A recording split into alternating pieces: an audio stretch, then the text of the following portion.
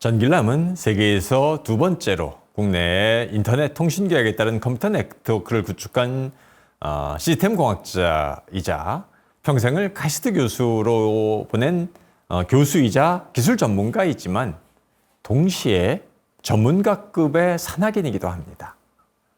그는 1980년 8월 한국 알프스 원정대 일원으로 국내 등반 사상 처음으로 알프스 마테오른 북벽 등정에 성공해서 최우군장을 받은 전문적 산악인입니다.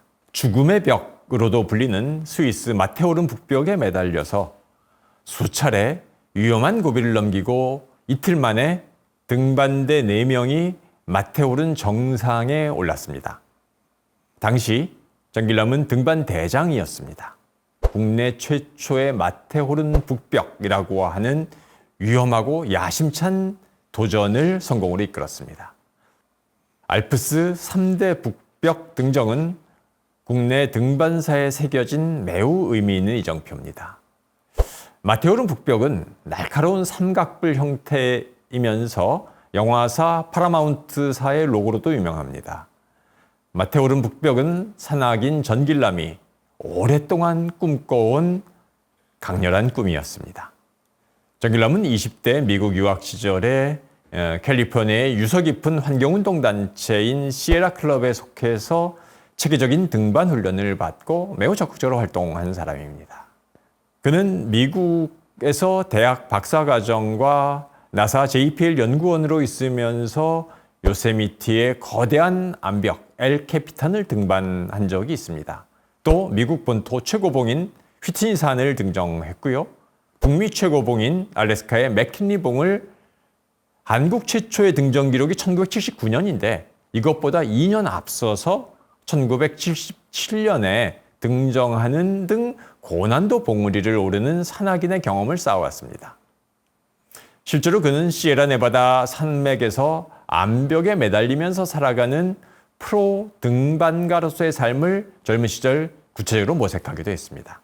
그런데 이제 전길남은 산악인으로 살기 위해서는 글을 잘 써서 산악 등반 경험을 책으로 펴내는 능력이 필요한데 자신은 산에 오르는 능력은 남들에 뒤지지 않지만 그것을 글로 써서 책으로 만드는 일에서는 자신이 없었습니다. 그래서 프로 등반가로서의 삶은 접고 기술 전문가, 교수로서의 삶을 선택하게 됐는데 그러면서도 산악에 대한 꿈은 놓지 않았던 거죠. 그래서 전 세계 프로 산악인들이 꿈꾸는 알프스 3대 북벽, 그 중에서도 마테오른 북벽 등 정상 등정을 꿈꾸고 도전하게 됐습니다.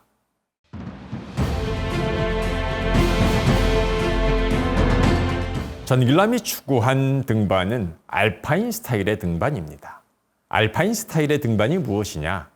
알파인 스타일 등반은 다른 사람의 도움 없이 등반가 스스로 식량, 침낭, 장비 모든 걸 지고 가는 자급자족형 등반법을 말합니다. 등반 역사 초기에는 누가 먼저 미등정봉의 정상에 발자국을 남기고 국기를 꽂느냐 이런 게 큰 경쟁이었습니다. 근데 오늘날의 등반은 등정 자체보다 어떤 방법으로 어떤 루트를 올랐느냐가 의미 있게 평가되는 등로주의라고 말을 하죠. 등로주의는 1880년 영국의 등반가 엘버트 머머리가 주창을 해서 머머리즘이라고도 불립니다. 특히 전길남 교수가 활동한 미국의 시에라 클럽은 환경보존운동과 함께 구성원들에게 자연을 손상하지 않으면서 탐험하는 자연주의 등반을 강조하는 단체입니다. 알파인 등반은 등반의 가장 순수한 형태로 여겨지는 등로주의, 머머리즘을 따르는 게 특징입니다. 그런데 20세기 들어서 등반의 새 역사가 열립니다. 20세기 최고의 등반가로 불리는 북부 이탈리아 출신의 등반가 라이놀트 메스너는 1995년 페터 하벨러와 함께 히말라야 카라코람 산맥의 가쇼브럼 2봉, 이게 8,035m입니다. 북서벽을 알파인 스타일로 최초 등반, 초등이라 그러죠. 하는데 성공하는 기록을 세웠습니다. 라이놀트 메스너는 존 길람이 가장 존경하는 산악인입니다. 라이놀트 메스너는 1986년 로체봉, 이게 8,516m입니다. 로체봉에 오르면서 세계 최초로 히말라야 8,000m대의 14개 봉우리를 모두 등정한 역사상 최고의 산악인입니다. 메스너는 개척 등반, 단독 등반, 동계 등반, 이렇게 다양한 새로운 시도, 그리고 가장 어려운 방법으로 도전을 했습니다. 라이놀트 메스너는 얼마나 높은 산을 얼마나 빨리 올랐느냐, 이런 것엔 관심을 두지 않았습니다. 어떻게 그 산을 올랐느냐, 왜 그 산을 오르느냐를 물으면서 이제껏 존재하지 않았던 가장 창의적인 방법으로, 가장 어려운 방법으로 등반을 감행한 거죠. 특히 그는 1978년에 모두가 불가능하게 여겼던 에베레스트 무산소 등정에 세계 최초로 성공을 합니다. 전 세계가 깜짝 놀랐죠. 세계 최고봉을 산소통 없이, 그것도 혼자서 오르는 일은 경이로운 지경을 넘어서 사실은 인간에게 가능하다고 여겨진 영역이 아니었습니다. 초인적인 체력과 정신력만으로도 불가능한 도전이죠. 치밀한 계산이 필요한 거죠.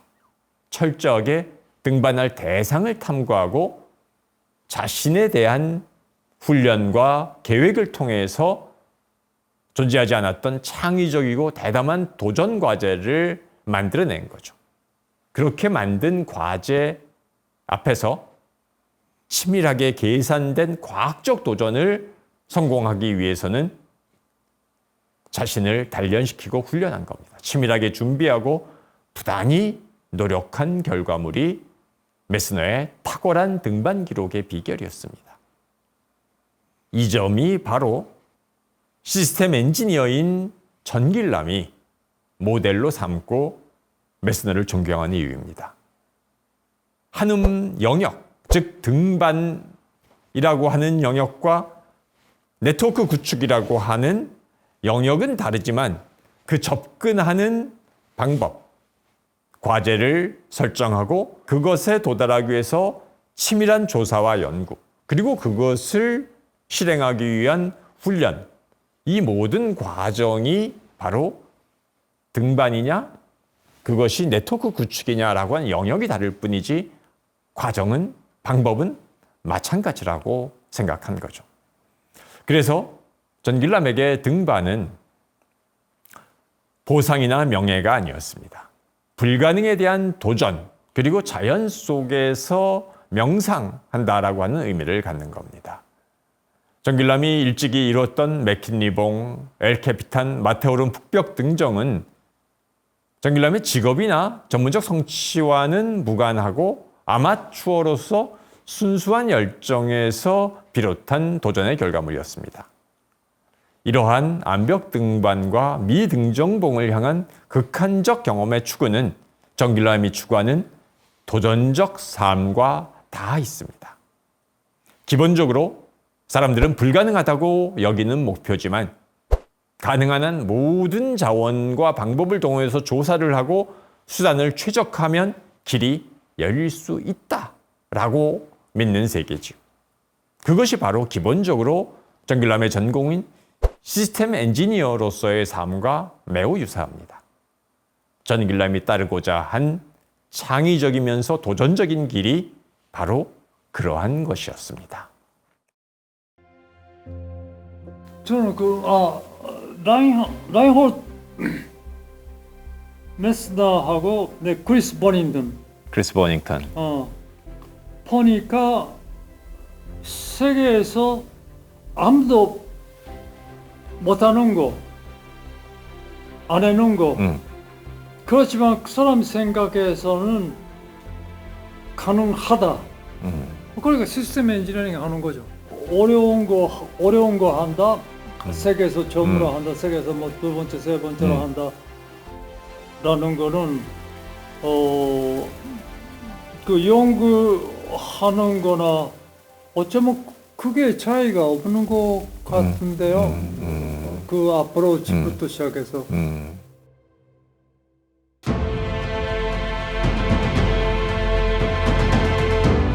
정길남은 일본에서 살던 어린 시절부터 등산을 좋아했습니다. 산은 언제나 친근하고 믿음직하고 그 안에 들어서면 저절로 마음과 몸이 편해진다라고 전길남은 생각합니다. 그래서 전길남은 70대에 들어선 이후에도 1년에 한 번씩 3,000m가 넘는 높은 산에 가고 암벽에 매달려야지 비로소 마음이 평온해진다라고 말을 합니다. 그래서 그는 70대에도 젊을 때처럼 히말라야나 미국의 시에라네바다 또 유럽의 알프스 등을 번갈아 가면서 등반을 하는 삶을 살고 있습니다. 또한 전길남에게 산은 그가 취미 생활을 하는 푸근하고 사랑하는 공간이라고 하는 의미를 넘어섭니다. 그는 등반에서 경험하는 것은 등산의 고유한 경험을 넘어서 인생의 본질을 만나게 해준다는 그만의 철학을 갖고 있기 때문이죠. 그래서 그에게 등반은 육체적인 운동이면서 동시에 정신적인 명상을 의미합니다. 암벽 등반이나 산악 달리기, 마라톤과 같은 강도 높은 운동을 통해서 신체를 극단적으로 몰고 가면은 자연히 일상에서의 잡다한 생각과 본질적이지 않은 상념들과는 멀어지게 됩니다. 암벽에 매달려서 고도로 집중하는 일은 본질에 집중하도록 해서 새로운 깨달음과 힘을 얻게 하는 일종의 명상이기도 한 거죠. 그런데 전길남은 항상 안전을 추구하는 등반을 강조해 왔지만 그 자신이 60세가 되던 2003년에 등반 사고를 당한 적이 있습니다. 주말 아침에 혼자서 북한산에서 암벽 등반을 하다가 추락을 해서 엉덩이뼈가 20조각이 나는 큰 사고를 당했습니다. 뼈 20조각을 금속을 이용해서 12시간 동안 대수술을 했죠. 이때 전길남이 사고를 당한 등반은 파트너와 자일로 묶지 않고 혼자서 하는 단독 자유등반, 프리솔로 클라이밍이라고 하는 걸 하다가 일어났습니다. 그 사고 이후에 전길남은 내가 왜 이런 사고를 만나게 됐는가 깊은 생각에 빠졌습니다. 실수였습니다. 나는 왜 이런 실수를 하게 되었을까? 라고 하는 게 그가 상처와 수술로 인한 통증보다 더 고통스럽게 여긴 것이었습니다. 더욱이 그는 미국 시에라 클럽에서 안전과 환경 보호를 무엇보다 중시하는 훈련을 받았고 한국에 와서도 제자들과 동료 산악인들에게 안전을 무엇보다 강조한 사람이었습니다.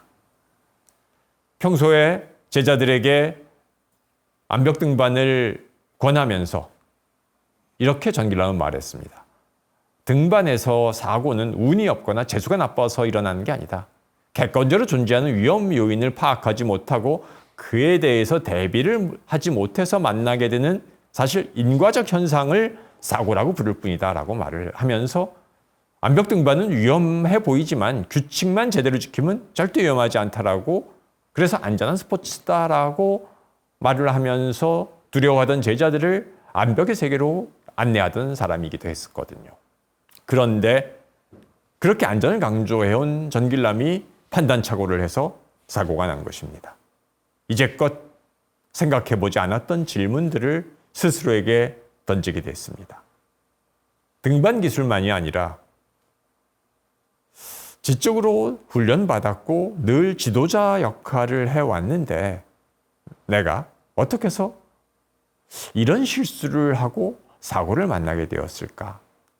만약에 네팔에서 히말라야를 등반하다가 비슷한 사고를 만났으면 아마 죽었을 것이다. 또 마테오른 북벽 등반 때처럼 등반 대장으로 다른 사람들을 이끌고 있었을 때 이런 판단 실수를 했다면 다른 대원 전원의 목숨이 희생되는 참사로 이어질 수 있을 것이다. 생각에 이르게 됐습니다.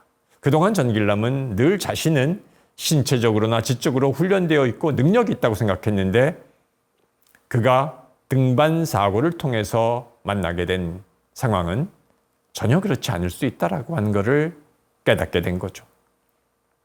시스템 엔지니어로서 항상 모든 가능성을 미리 계산하고 통제된 위험에 도전하는 삶을 살았다고 생각을 했는데 나 스스로도 큰 실수를 할 수 있다는 것을 증명한 거죠.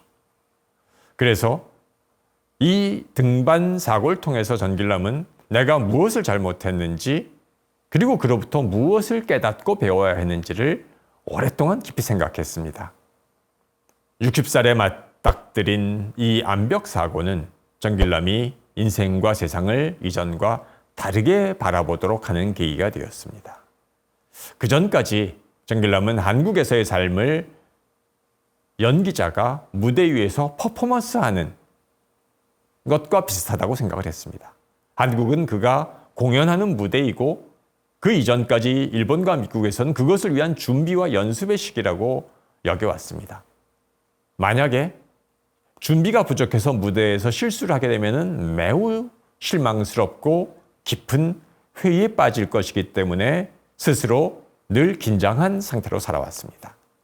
그런데 암벽 사고는 그에게 진정으로 삶에서 의미 있는 것이 무엇인가를 다시 한번 묻게 했습니다. 아무리 긴장하고 노력해도 실수를 피할 수 없다라고 하는 생각을 하게 된 거죠.